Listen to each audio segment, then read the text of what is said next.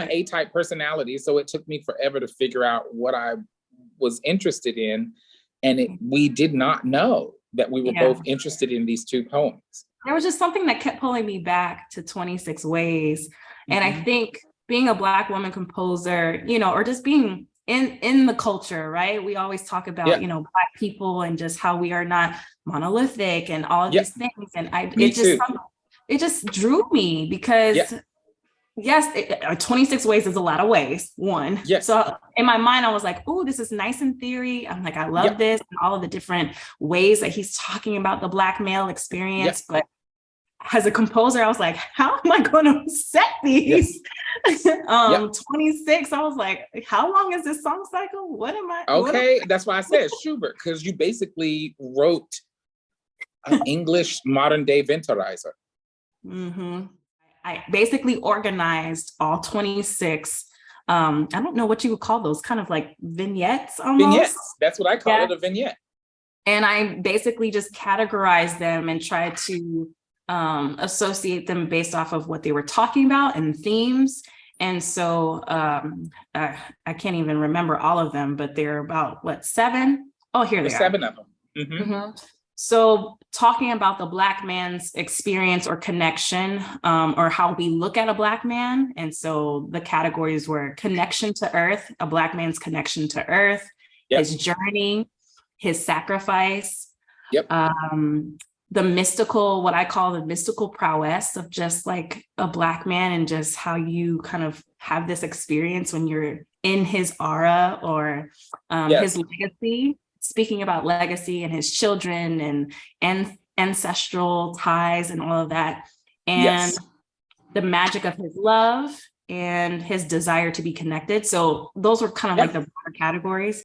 You created leitmotifs in the pieces. Every time you sing, a Black man, trees are reunions, and that theme is recurring. There's a recurring dream that line that's almost like a violin line over that, and every time you do that, you say, "Oh, Black man," that interval. So I will say that was intentional, because I was like, you know, in thinking of just the Black experience already, I'm like, sometimes it's always kind of, you know, kind of put down almost. And I was like, I want to be able to literally lift it up notation wise. So every time you sing Black man, it's going to be that interval. We're going to start high. I noticed it. Everything is always felt for me. And so when you have a George Floyd or a Rayshard Brooks or a Tyree Nichols, like I've always just had to kind of just pause and just and reflect, because it just changes. I can't even really describe it in any better way. Like it just changes how I'm feeling and how I process things. And so it just forced me to kind of just take a moment to just think. And I think because there was a little bit of heaviness again, because it was a Black man at the hands of other Black brothers. And so it forced me to just think about different ways of looking at a Black man. And it played a huge role in how I was then receiving the text. And so that's it. That's how I can only describe it. I think just embracing me and embracing what I keep hearing is this voice or this musical language, because, you know, again, people have their ideas of what Black music sounds like. And I think I've always maybe just tried to just figure out like, well, where is there a place maybe for me? Because I know, you know, sometimes I know that I'm a culmination of like my upbringing. I studied classical piano, but I was also in church, you know, my whole life. And so I have this culmination of sound, you know, in my aura, in my energy. And sometimes I feel like it comes out through the music, but, you know, it's not gospel, it's not jazz, it's not R&B, but it's kind of a fusion of different elements of my life. And so I think it's always just really encouraging and affirming to hear, when people say that there's a place. And so I owe that to you, Sidney. So I just want to say thank you. I hear elements of classical music in Dr. Boykin's piece. And what she did to me was she took elements of Western classical music styles and dipped it in Black culture. And she merged those two styles. And the idea for me is that, when I take my glasses off, I'm really serious.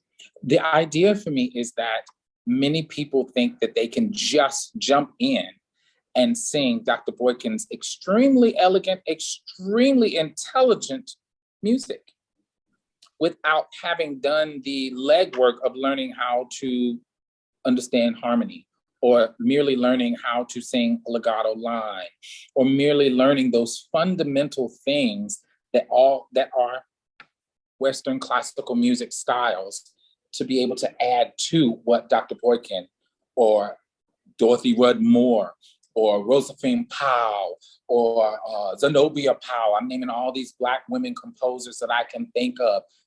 Beyonce, Missy Elliott, that they write and put into their music. You have to start somewhere. It's kind of like in 1997 when Missy Elliott and Timbaland first came out.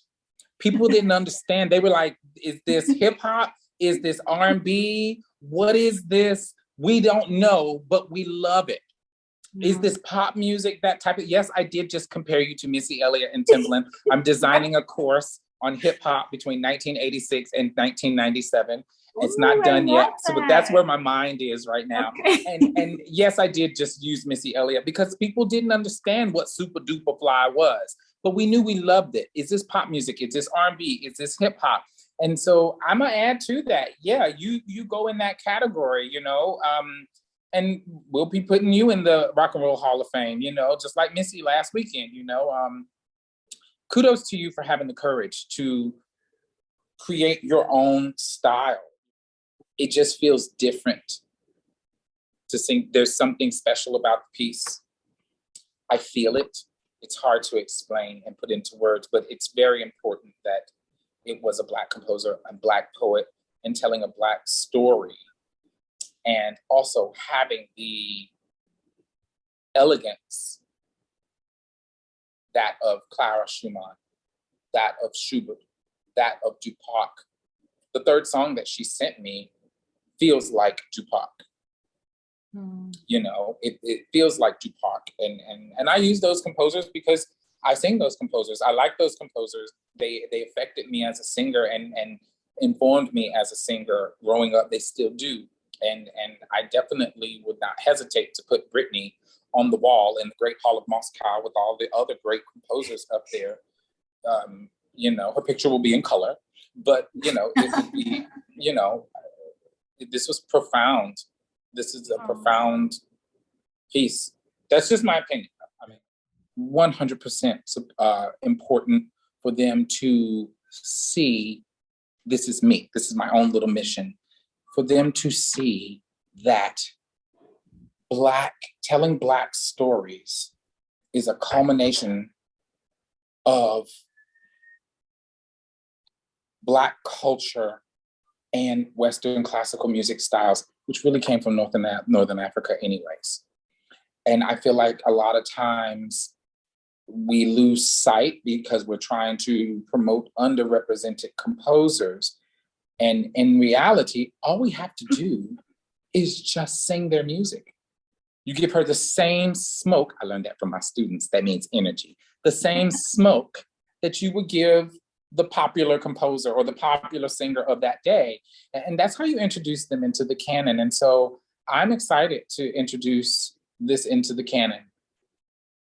I think the only thing I would add outside of the music, I guess the thing that I've learned in this process alone is just to